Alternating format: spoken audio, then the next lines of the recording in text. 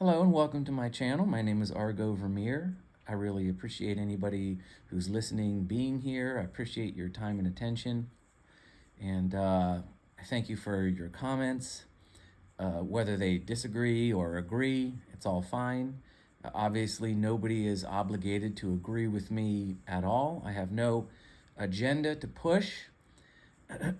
I'm simply, I like to think, giving you the facts.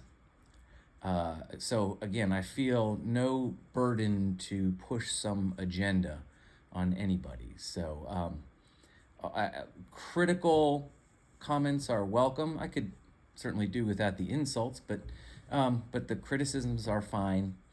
And it's not what I'm about. Convincing people of some particular position I have is not my point.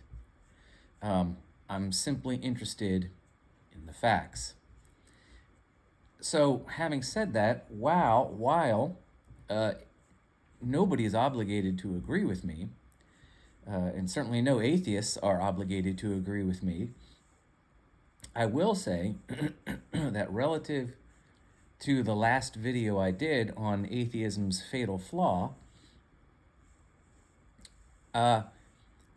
I assert, and that's the title of this video, that you cannot actually disagree with me. And I mean rationally. I mean, certainly you can disagree with me on an emotional level, but on a rational level, there is simply nothing in that last video that I submit anybody can take issue with, including and especially atheists. And I know that sounds pretentious, that might sound arrogant, but it's not. This is a statement of fact. There is nothing in what I said in that video that you can disagree with rationally, I submit, as an atheist or anyone else for that matter. And I'm going to explain why this is so in this video.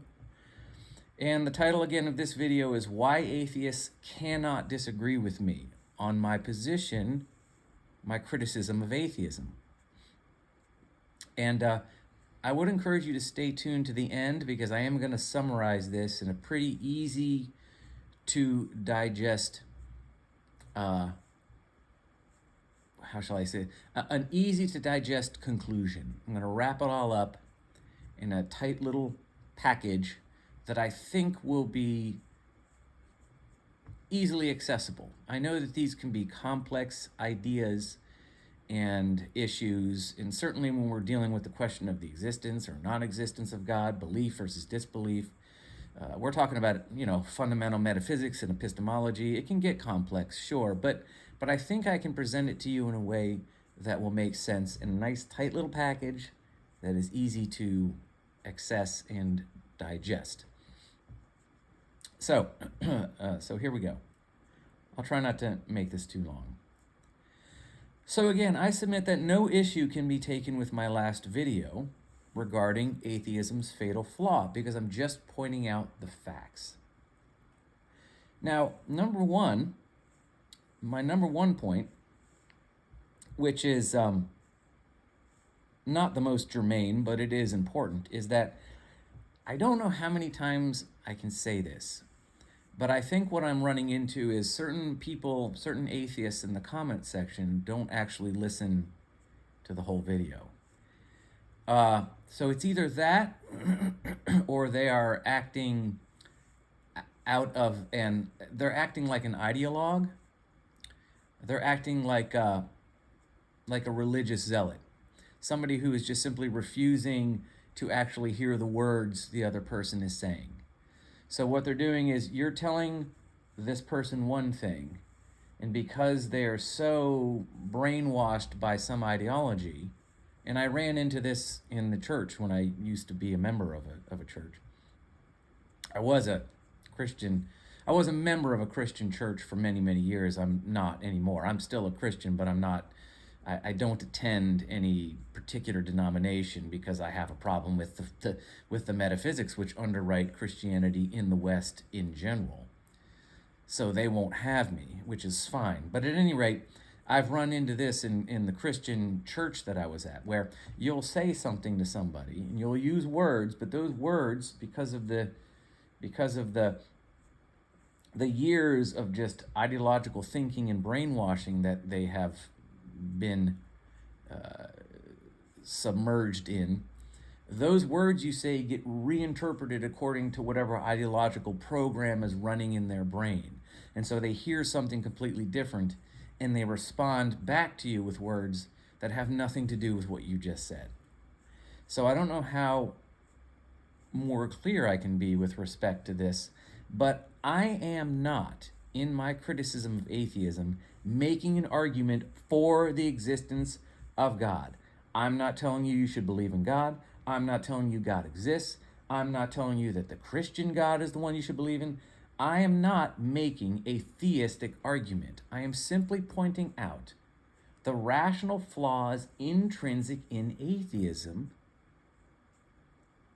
that are problematic for, or should be, for atheists. This is not the same thing as me making an argument for theism. These two things are not corollary.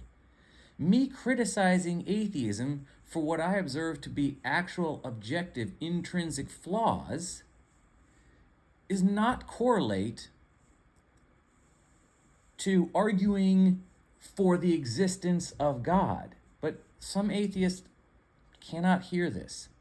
They think any criticism of atheism is by some corollary extension an argument for God, and they respond in the comment section like that's what I'm doing.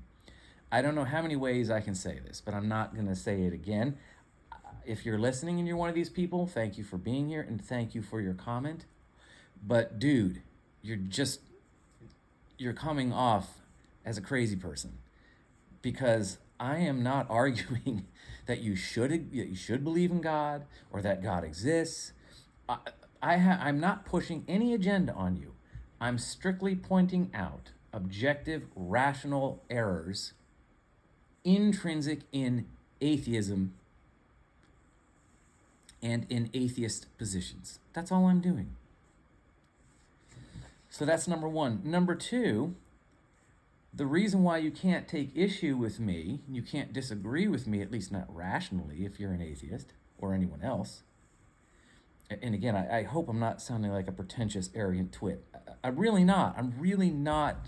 I really have no agenda here. I really do not lay awake at night worrying about whether I've convinced anybody of anything or not. It's all fine.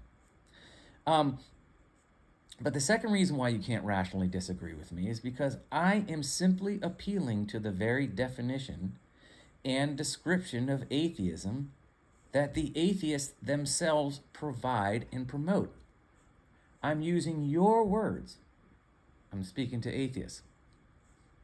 I'm using your words, your definitions, your descriptions of what atheism is. And I'm looking at those definitions that you're giving me and telling you there are objective, rational flaws there that undermine atheism in general, that undermine atheism qua atheism categorically. I'm simply pointing out to you an uncomfortable truth based on the definition you're providing me and the description you're providing me.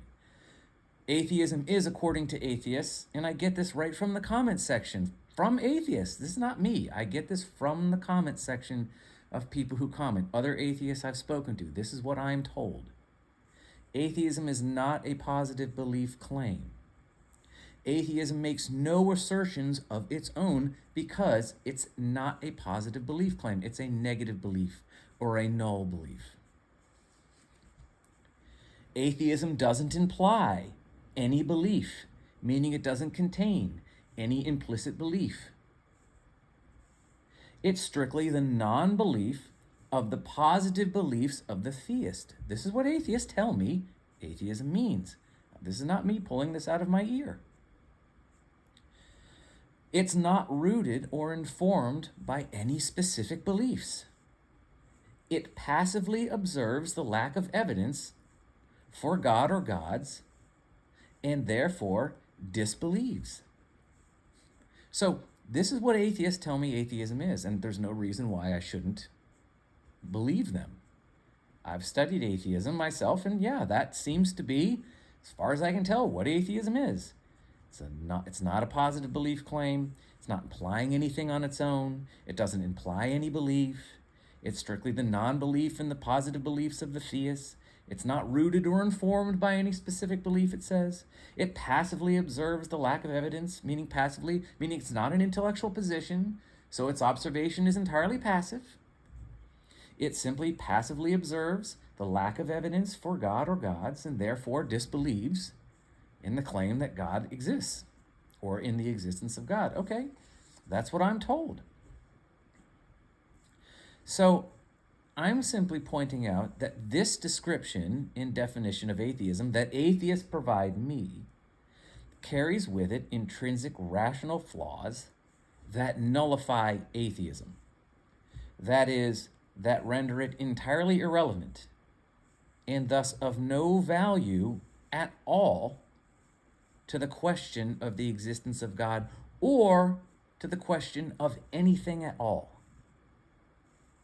The very definition of atheism renders atheism moot. Atheism contradicts itself, in other words, according to its definition. So that's all I'm pointing out. Now, simply because you perhaps have never heard this before, maybe this is the first time you're hearing this, maybe I'm the only one that's ever pointed this out ever in the history of mankind. I don't know, and I don't care. It doesn't change the fact that it's there. I'm not making this up. I'm simply noticing what is objectively there in atheism according to its definition. That's all I'm doing. Whatever other questions you might have are irrelevant. This is the sum and substance. Your definition, or atheism, by definition, contains an intrinsic flaw that nullifies atheism and makes it entirely irrelevant to anything. This is just something I'm noticing. I'm not making this up. Okay. All right. And I'm not angry. I mean, I know I tend to sound like I'm angry. I'm not angry at all. I'm not annoyed or angry. I'm more annoyed with me because I'm like, man, it's really a struggle to get people to really understand what I'm trying to do here. And that's, of course, almost certainly my fault. Okay. So the main argumentative thrust of atheism is this. This is the main argument that you get from atheists. Is that since it's not a specific intellectual position, meaning it's not a specific belief or truth claim of its own, and is merely passively observing reality and noticing that there is no evidence for God, then the burden of proof is on the theist to provide some evidence. So in other words, since atheism is not itself a positive belief claim, it has nothing to defend. And therefore, the burden of proof is on the theist to provide evidence for the existence of God. Now, in this is the fatal flaw of atheism that no one can rationally disagree with.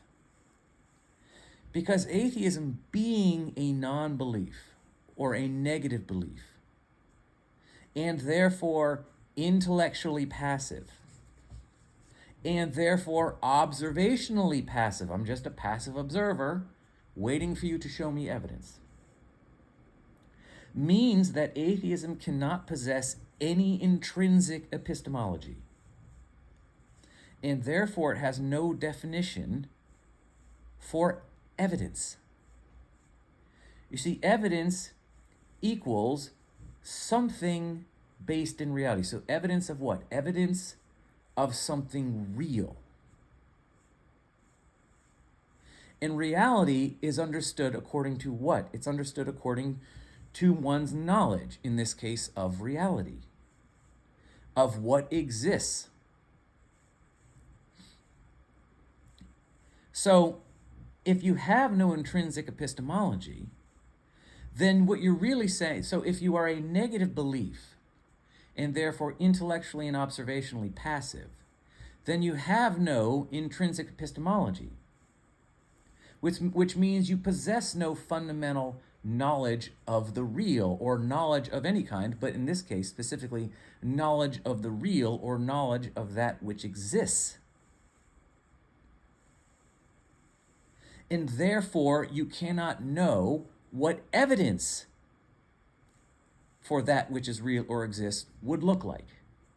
So, in other words, atheism, being intellectually passive, possesses no fundamental or no intrinsic epistemology, and therefore has no definition, understanding, or frame of reference for what constitutes evidence for anything, including God, right? So the fundamental point I'm making here is that atheism cannot know why it does not believe that God exists. Let me say that again. Atheism, according to its definition that atheists provide, cannot know why it does not believe that God exists or cannot exist.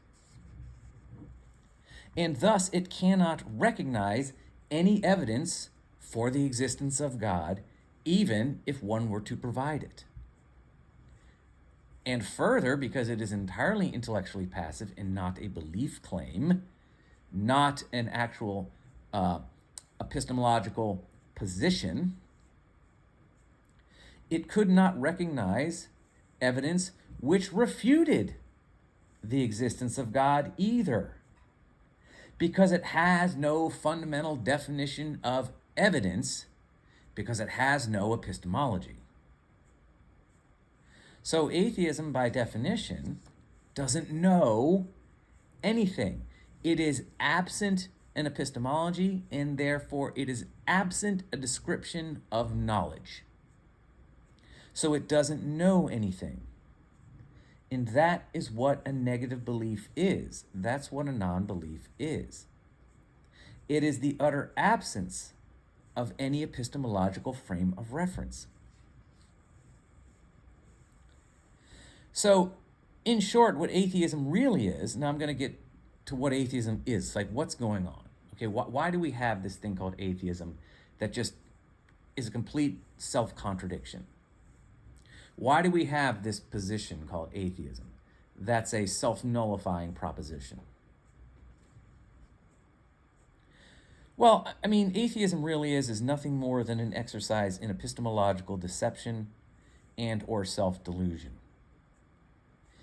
Atheism is really, and this is what it really is, this is what it really represents. It's really simply the negative reciprocal conclusion of an already established belief. Like I said in my last video, I believe, I fundamentally believe, and absolutely I have established a belief, something that I consider to be true, a truth claim, that all cars only have 4 wheels. And therefore, the negative reciprocal conclusion of that established belief, that established truth claim, is that there is no such thing as cars which have anything other than 4. There is no such thing as a car which has 3 wheels or less, or 5 wheels or more. And so that's all atheism. Atheism simply represents a merely perfunctory negative reciprocal conclusion of an already pre-established belief. That's what it really is. I don't believe in God because I believe this. That's what atheism really is. Simply the tertiary negative conclusion of the positive conclusion. Okay? And so what atheists have done is taken this and they have made it a thing. They have twisted it into an intellectual position from which they argue. So, well, anyway, so with the case of atheism, atheism is really just this simply the reciprocal negative conclusion, the perfunctory reciprocal negative conclusion of a pre-established metaphysical premise that precludes God or the existence of gods. Like I said before, I don't believe that God exists. I don't see any evidence for the existence of God because I have already concluded that the nature of reality is such that it precludes God. That's really what atheism is. Reality as I understand it cannot equal God. And so what atheists have done is taken the simply perfunctory negative conclusion that in and of itself has no value or meaning whatsoever and made that a thing. They've made that an intellectual position. They've made that one's point of view. And this is a problem. Number one, it's self-delusional because it's delusional. It makes the atheist self-delusional because it makes the atheist think that he has something to offer by way of his atheism to anything, which he doesn't. Atheism in and of itself has no value. The reciprocal negative conclusion of a positive belief claim in and of itself is entirely meaningless. And atheism is deceptive and evil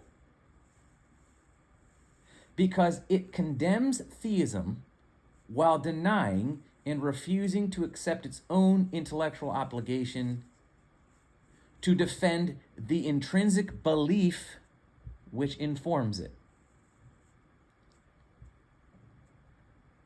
So instead of having to argue, for example, for a scientific determinist view of reality, where consciousness is an illusion and whatever you think doesn't really exist or matter, and everything is driven and determined by the laws of nature and the mathematical universe, instead of having to actually do your due intellectual diligence and obligation and defend that belief, you're going to approach the debate with respect to God from a position of atheism and then claim you are absolved of any intellectual responsibility and that the burden of proof is on the theist because you are coming to the debate from a negative belief claim and therefore possessing no intrinsic epistemology and not saying anything about anything. There's nothing there to defend.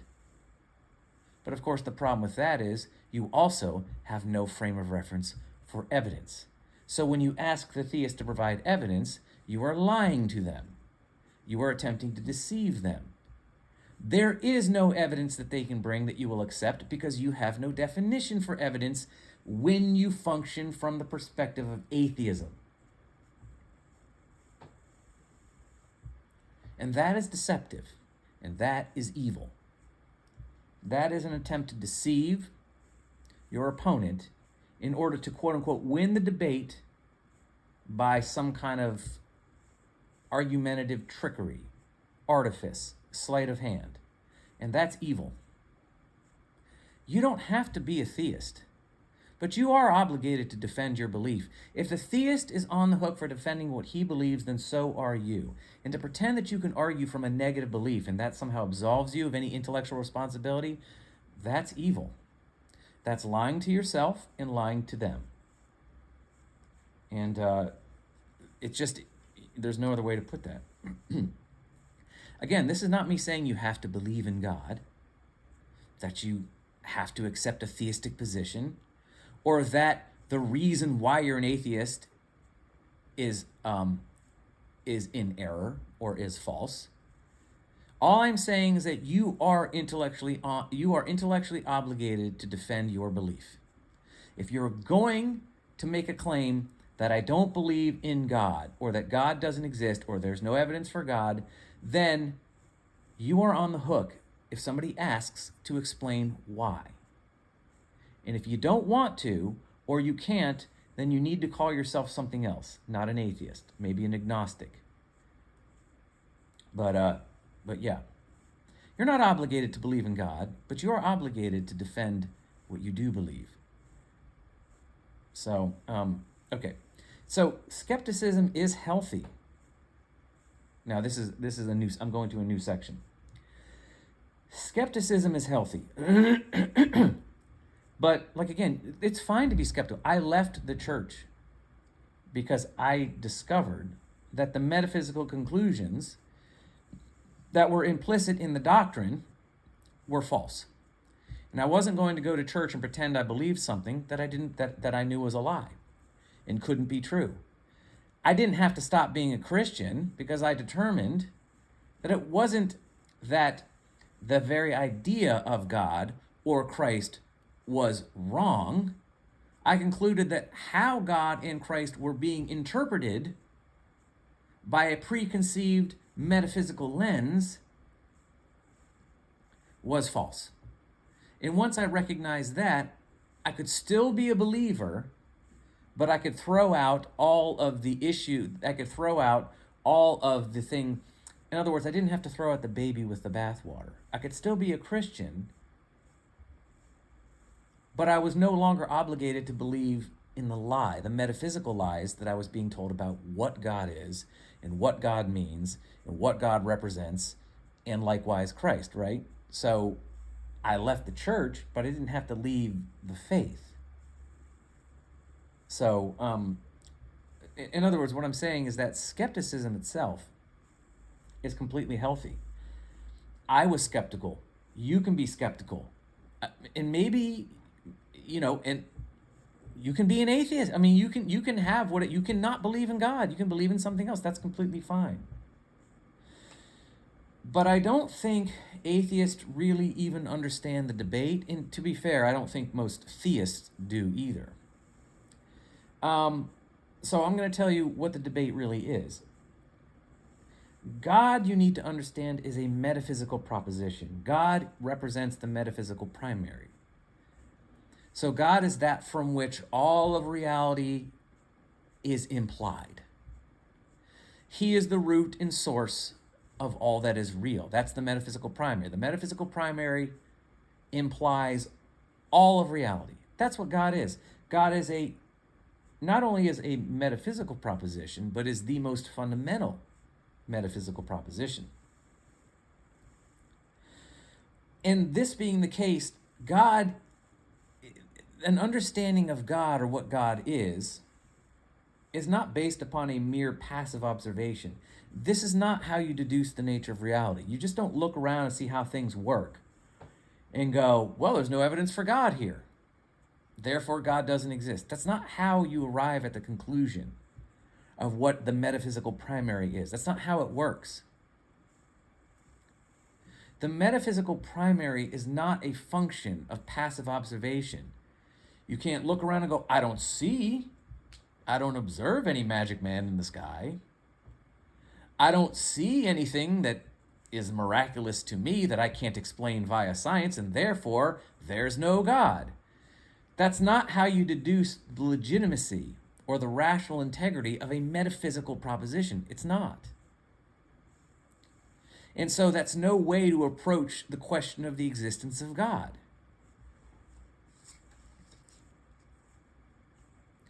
And this is the problem with using science as the means by which, we can explain everything by science. Science explains.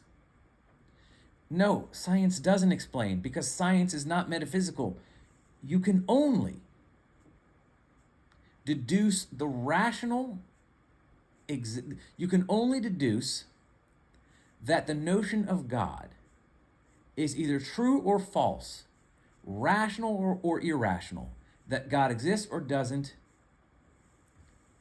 via a metaphysical examination, not a physical one. It's a rational conclusion, not an observational conclusion. And this is the problem with science. Science, no matter how much it likes to LARP as philosophy, is strictly physical. It is not metaphysical. It has no means to define and describe the observer. Once science pretends to understand what the observer is, it has ventured off into mysticism. Science qua science cannot, by its nature, explain the observer. That's not science. That is mysticism. And that's the problem of consciousness. When science says there's a problem of consciousness, what they really mean is science has no way to define and describe the observer. And it doesn't, because that's not its nature, because the observer is a metaphysical proposition, not a physical one. And science is all physical. Science is strictly observation, not the observer. It deals only in observation. So you cannot reject the idea of the existence of God via appealing to science. You just can't. If you try to, you're lying to yourself. You can only refute the existence of God by coming up with a better metaphysical interpretation of reality, or rationally explaining why there is no such thing as the metaphysical. There is no such thing as a fundamental how or why to reality. And the problem is, once you do that, you run into infinite determinism. An infinitely determined reality from an infinitely determining force, which renders the whole thing fundamentally irrelevant. It nullifies it. Infinity, the reciprocal of infinity, the obverse side of infinity, is zero. Okay? So I don't believe that atheists, and again, even theists, really understand the debate fundamentally. All of this thing, atheism versus theism, it's silly. It is silly. It's not rational. It is a rabbit trail that takes you away from the truth. So that is the end of my upload today. Now, I promised you I was going to leave you with a conclusion. I'm going to summarize the fatal flaw of atheism for you. And here it goes. Here's the fundamental flaw of atheism in a tight little package that is easily digestible. And here it goes. At least this is my attempt. You can be the judge. Okay. You cannot observe that there is no evidence for the existence of God unless you know what you mean by evidence. And to know what evidence is, you must have a root epistemology. And to have a root epistemology, you must have an understanding of reality, what it is and how it works. In short, you must possess a belief of your own. And that is the fatal flaw of atheism, because it's a non-belief. It's a negative belief. That's the fatal flaw. A non-belief has no intrinsic epistemology, and therefore it cannot recognize evidence because it has no definition for evidence, because it has no understanding of reality. So, that's it. I'll read that one more time, and then I'll bid you a good day. Okay, the fatal flaw of atheism in a nutshell: you cannot observe, and this is something that you can memorize and keep with you. When somebody tells you that atheism is a negative belief, and therefore the burden of proof is on the theist. Atheism is just a negative belief. It's a non-belief. That's why we don't have to defend anything. You're on the hook for providing us evidence for God. You can memorize this and you can say this back to them. It's very simple. You cannot observe that there is no evidence for the existence of God unless you know what you mean by evidence. And to know what evidence is, you must have a root epistemology. And to have a root epistemology, you must possess or have an understanding of reality, what it is and how it works. And in short, you must possess a belief of your own. So, yeah. And I think if you get the gist, and I think that will really suffice, and it should. So, yeah, I think that's all, and I'm pretty well done with that for now. So thank you to anybody who's listening. Sorry this went on longer than I wanted it to. I hope this was informative, and I hope that you guys have a great day. And until next time, I look forward to talking to you later, or talking at you later. All right, take care. Bye.